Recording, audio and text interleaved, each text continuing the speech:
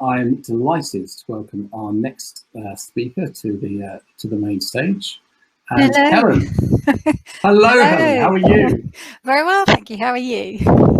I'm absolutely delighted that everything is running very, very well technologically. I was going to say, how's it going so far? Slowly, my heart is dropping down to a safe number of beats per minute. But it's fab. It's I love this this way of sort of bringing people together. We've got 350 practitioners signed up over the 2 days to learn from all these different approaches, and it's just lovely to bring people together as a community. So yeah, fab to see you. And so, it's good. I really like the kind of way it works as well. Having attended a few conferences, I like this sort of feels more informal, more accessible somehow. And maybe that's because we're all a bit more forward in the screen, etc. It's a really lovely format, actually. Well, it's going to become very informal if my son, who's got a stomach bug, wanders in halfway through the next session. So we'll see how informal this continues to be. Helen, would you mind explaining who you are and where you're from? Hello, everybody. My name is Helen Kelley. I'm the Internal Communications and Engagement Director from Inmarsat, which, if you're like me, when I applied for the job, I didn't know who Inmarsat were. They're a mobile satellite communications company, market leading. Fly satellites, 13 satellites currently, and more to come at 34,000 miles away from the Earth, and provide connectivity services for kind of customers across the world. And I've been there for 3 years now. So, and prior to that, spent about 15 years kind of in various internal communications and engagement roles in various sectors and industries. The way that my mind works, I immediately think that phrase, when something's complicated, we say, well, but it's not rocket science. But you actually have to work with rocket scientists. Oh yeah, and it's so exciting. Honestly, I did my my first launch at the end of November 19, and literally we have to send the satellites to space on a rocket. So we hire a rocket and we put the satellite on it, and it is like nothing on Earth. Well, it is like nothing on Earth. It is like nothing on Earth. So we really are. We're sort of like telecommunications, but equally space scientists as well. So yeah, incredibly bright, brilliant engineers in our business, and it's very exciting. Fantastic. Yeah, no, it is. I'm so looking forward to this conversation. So now, you are the winners of the Employee Brand and Values category with the Business Culture Awards. And this was around this particular project around the people promise. So can you explain, why the need for that came about and what the project was? So yes, as you said, the people promise is our kind of articulation, if you like, of our employee value proposition. And my boss, the kind of chief people officer, she joined around 4 years ago. And when she arrived in the organization, you can tell very quickly. And actually, it was interesting hearing Gino talking earlier about purpose and about, that kind of sense of history and purpose and uniqueness that organizations have. And we were sort of, we were a 40-year-old organization brought together as an NGO effectively to save lives at sea, to provide the connectivity for sailors basically at sea where the land kind of runs out. And this sort of red thread of saving lives and purpose kind of runs through the organization. And she tapped into that really, really quickly, that there was something very special, unique, apart from obviously all the rocket scientists and the incredibly brilliant engineers who are very passionate about what they do. But actually what she noticed was that this wasn't sort of articulated anywhere. It wasn't captured, no one had put it in a bottle and said, right, this is what makes us so special and kind of what makes us so unique, actually. So that we could then use that to think about how we engage people, how we attract and retain the right talent.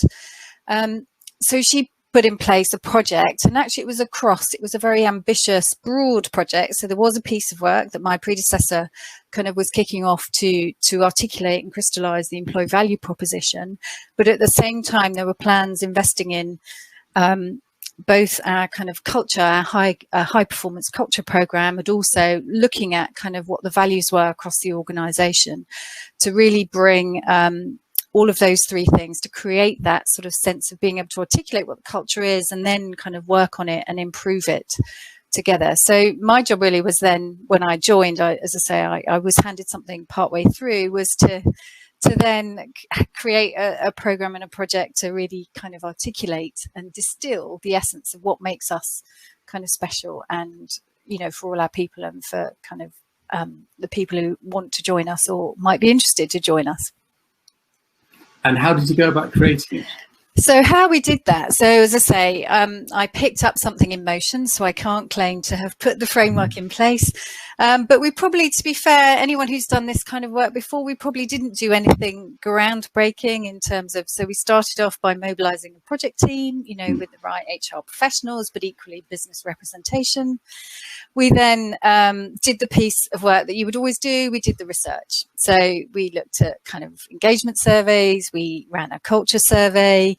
You know, we talked to people, and actually we ran some global workshops of focus groups, effectively, because although we're 2,000 people, we're actually in 40 locations across 20 countries. So we're quite spread. So we went and talked to people across the range of, you know, the portfolio. So what do they think about everything from benefits to life at Inmarsat, as we now call it. And obviously what we were looking for was to distill kind of the essence and the different key differentiators for us. What was it that was really made us really unique and made the difference here? And obviously the collection of that kind of work gave us some sort of key themes. So, you know, pride. I mean, people talk about it before, but, you know, pride and purpose for us were really important. Absolutely passionate. I heard Gino talk about that word, you know, passionate about what they do and about the market leading kind of engineering capability and having kind of the best proposition in the marketplace. So the work is exciting and meaningful. Cohesion, sense of family. We come from being a very small company, not many people, I think, you know, 400 to start and 2,000 people as we are now. But still that sense of family, cohesion, personal, you know, humanity, and it feels a very personal kind of company. And also the sort of diversity, the breadth, the nationalities, and how we make a difference. So we don't just, you know, it's not just about revenue. Of course, it is about revenue, but it's also about a little bit more than that, about how we give back and how we make a difference, you know, by saving lives at sea, which is that sort of kind of red thread. Anyway, sort of armed with that kind of bucket of here's what it is to be here, we then started to kind of create that sort of really standout visual kind of employee value proposition brand, if you like. And we called it our people promise. This is what we promise to you as our people, that working here will be like. And that's everything from, you know, who we are and what we do, right through to the sort of rewards and benefits package. We brought it together in a kind of an rich media interactive PDF. So we crystallized and distilled that through, we had some sort of pillars, narrative pillars underpinning that sort of across, you know, the range of the employee life cycle from, you know, as I say, who we are and what we do, right through to your career and growth, to learning opportunities, to what does it feel like to work here every day? Are we accepting of flexible working, etc.? And we brought that all into this kind of rich document. As we called it our people promise, we also thought it was important to represent our people. So we took pictures of all our people across the world. So we've now got a lovely image library. So they were our backdrop to this document. And then we launched that at the same time to the business as we'd refreshed our kind of values as well. So we have 3 kind of new values around respect, accountability, and excellence. We took all of those 2 things out to the company at the same time, probably about a year and a half ago now, actually, in May 2018. And obviously we put in some kind of rich, you know, microsite and other things around it as well.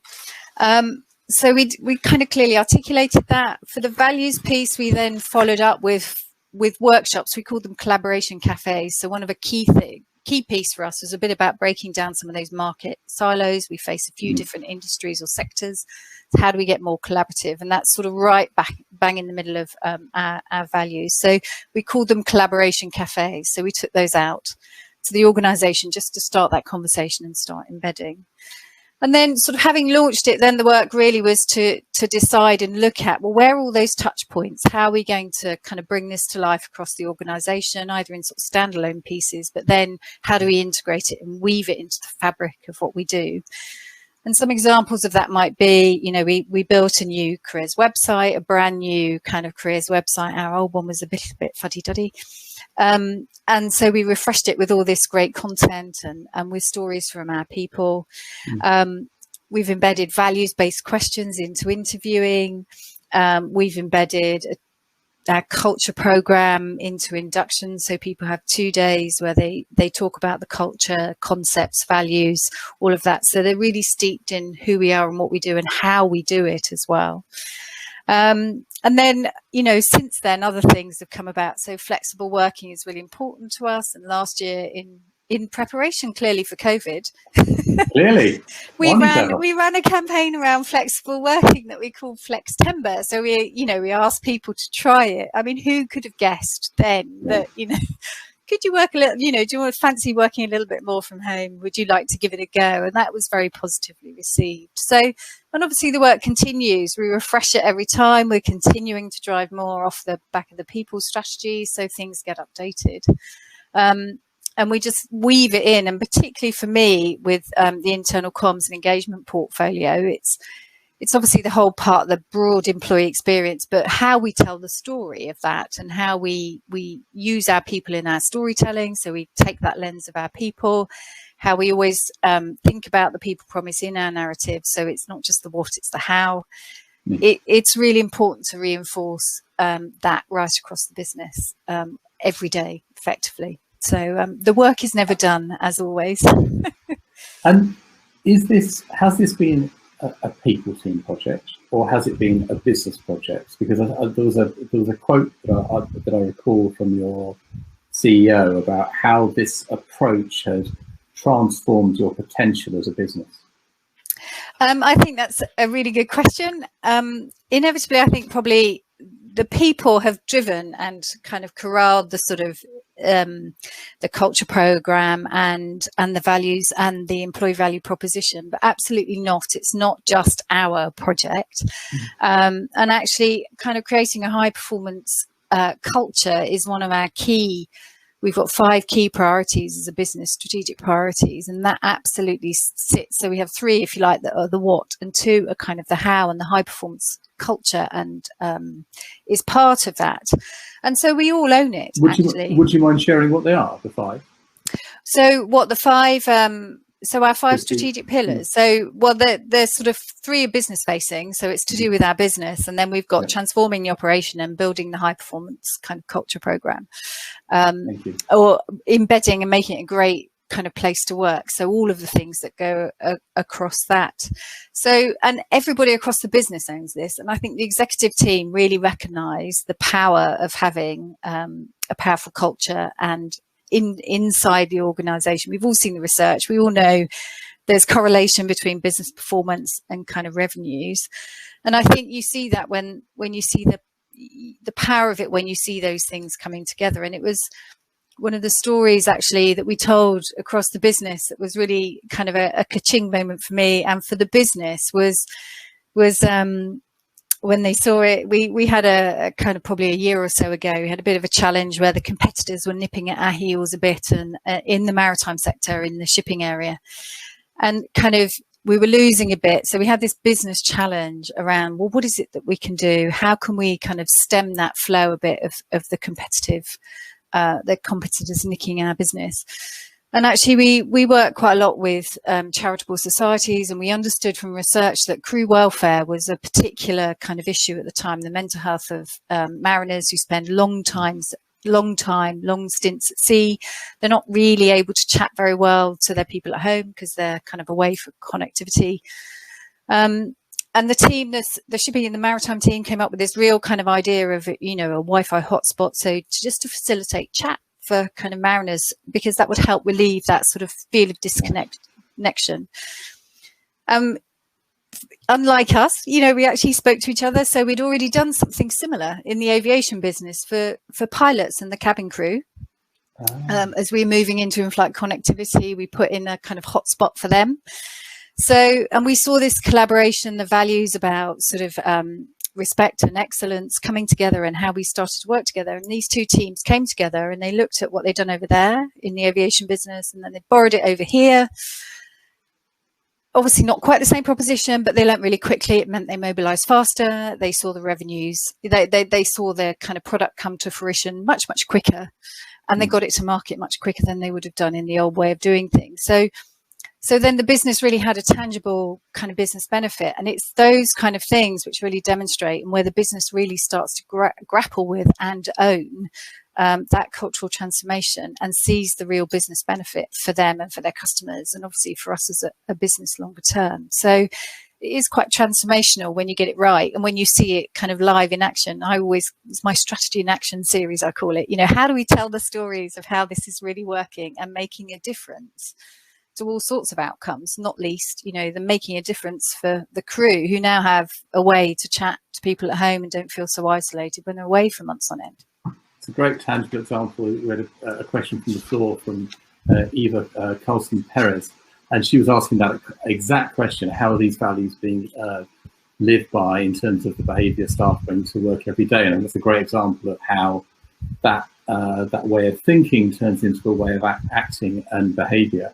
And she goes on to ask, how has this translated across all of the office locations? So those values and behaviours, well, we work really hard to make sure that people understand them. So, you know, we run induction, for example, right across the business. So we have 3 kind of hubs. We were running in Singapore, one in Canada in St. John's, and kind of one in the UK as well. Well, when we used to be able to do them in person. So, and I think they're embedded in all our behaviours. So it's really right from the get-go. We try and kind of articulate what this means, and then continue to tell these kind of business stories where we see how the how kind of demonstrates into a better kind of what for the customers. So they are kind of embraced. And actually people, you know, we listen more. We have what we call a global workforce advisory panel, who are, if you like, a global representative body. And they sort of help us sort of understand what's going on and kind of bring those stories back to us of how it's being lived and breathed in the business. That's brilliant. Again, Helen, we could talk about this for quite some time, but we are there. That was our opportunity. Thank you so much. There is, you know, so much more to learn from there. But I particularly, you know, those words, so many of the words are going to resonate. But, you know, respect, accountability, excellence. You know, there's so many snapshots there, and it really shows the future of the business and how that's going to be guided by the way that you've brought that to life across the organisation. Congratulations on the award. Thank you so much for taking the time to share your approach with us today. I really appreciate it. Thank you.